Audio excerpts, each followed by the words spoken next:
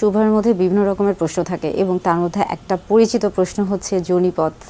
Tight নাকি হচ্ছে ঢিলা, বা ভ্যাজাইনা লুজ নাকি টাইট। এটা খুবই পরিচিত একটা প্রশ্ন এবং নারী পুরুষ উভয়ের মধ্যে এটা নিয়ে অনেক রকমের হচ্ছে জল্পনা কল্পনা রয়েছে। আসলে কি অনেকে মনে করে থাকেন যে হচ্ছে সহবাসের ফলে কিংবা হস্তমৈথুনের ফলে অথবা নারীর যোনিপথে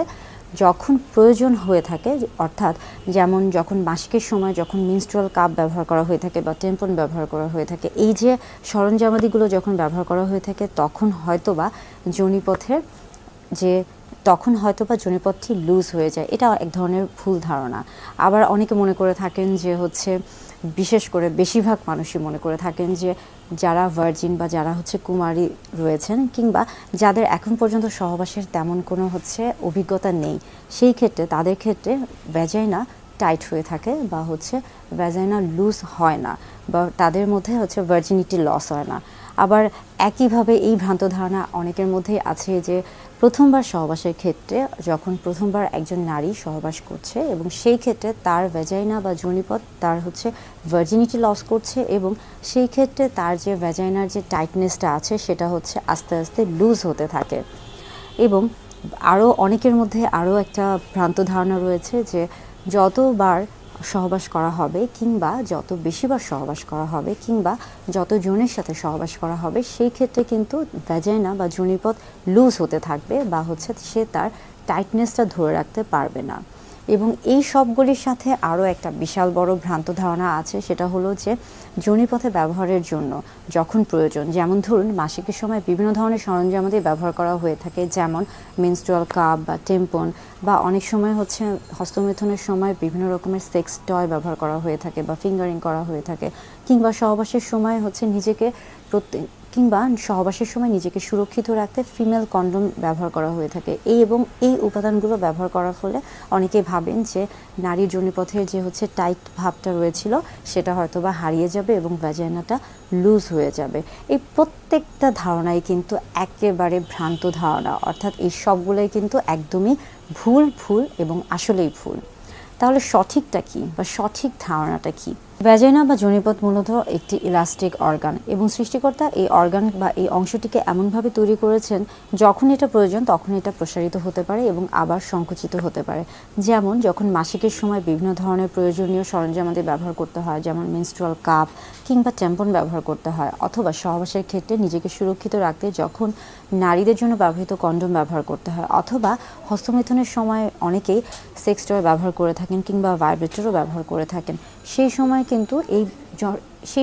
এই সরঞ্জামাদি যখন যোনিপথ থেকে বের করা হয়ে থাকে তখন কিন্তু তা আবার পূর্বের অবস্থায় ফিরে আসে। অর্থাৎ ভ্যাজাইনা বা যোনিপথ এটার ইলাস্টিসিটি সহজে কিন্তু নষ্ট হওয়ার না, বা এটার এই যে টাইটটা এই যে হচ্ছে লুজ, টাইট এবং লুজ নিয়ে এই যে একটা ভ্রান্ত ধারণা, এটাও কিন্তু সঠিক না। ভ্যাজাইনা বা যোনিপথ কখন আসলে হচ্ছে তার ইলাস্টিসিটিটা লুজ করে থাকে বা কখন আসলে হচ্ছে ইলাস্টিসিটিটা আসলেই মনে হয় যে একটা হচ্ছে ভাববার বিষয়। দেখা যায় যে যাদের বা যে সকল নারী বা স্ত্রীদের ক্ষেত্রে একাধিকবার যারা সন্তান প্রসব করছেন এবং যোনিপথ দিয়ে স্বাভাবিক সন্তান প্রসব করছেন একের অধিক বা একাধিকবার, তাদের ক্ষেত্রে কিছু দিনের জন্য বা কয়েক মাসের জন্য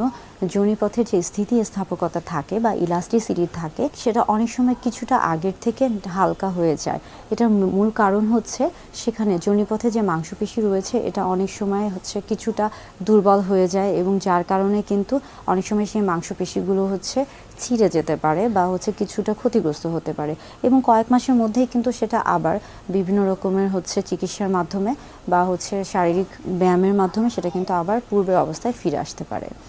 বয়স বাড়ার সাথে সাথে আমাদের শরীরে বিভিন্ন রকমের হরমোনের একটা তারতম্য দেখা যায় এবং একটা গুরুত্বপূর্ণ হরমোন হচ্ছে ইস্ট্রোজেন হরমোন। ইস্ট্রোজেন হরমোন একদিকে যখন কমতে থাকে তখন যোনিপথের এই যে একটা হচ্ছে পর্দা রয়েছে সেটা কিন্তু আস্তে আস্তে পাতলা হতে থাকে বা ইলাস্টিসিটিটাও কিছুটা কমতে থাকে। এই অবস্থা থেকে নিজেকে রোধ করতে বা অর্থাৎ এই যে আমরা বলে থাকি যে হচ্ছে এজিংটাকে রোধ করতে হলে অবশ্যই আগে থেকে কিছু ব্যবস্থা গ্রহণ করতে হবে। সেজন্য অবশ্যই একটা সুস্থ সুন্দর জীবনযাপন গ্রহণ করতে হবে বা একটা সুস্থ সুন্দর নিয়মে চলতে হবে, সুষম খাদ্য গ্রহণ করতে হবে, অ্যান্টিঅক্সিডেন্ট যুক্ত খাদ্য গ্রহণ করতে হবে এবং হচ্ছে একটা পর্যায়ে গিয়ে যেন এই যে হরমোনের তারতম্যের জন্য শরীরে যেন কোনো রকমের সমস্যা না হয় সেজন্য আগে থেকে চিকিৎসকের পরামর্শ নিতে হতে পারে। অর্থাৎ যোনিপথে আমরা বলে থাকি এই যে লুজ ভ্যাজাইনা বা টাইট ভ্যাজাইনা, এই সব কিছুই কিন্তু আসলে একটা হচ্ছে কুসংস্কার। এই কুসংস্কারগুলো নিয়ে অনেক দিন ধরে আমরা চলছি, বা এই কুসংস্কারগুলো জানি যে এটা কুসংস্কার, কিন্তু তারপরেও অনেক সময় আমরা এগুলো মানতে চাই না, কিংবা নিজের অজান্তেই আমরা এই বিষয়গুলো নিয়ে অনেক বেশি ভাবতে থাকি। আসলে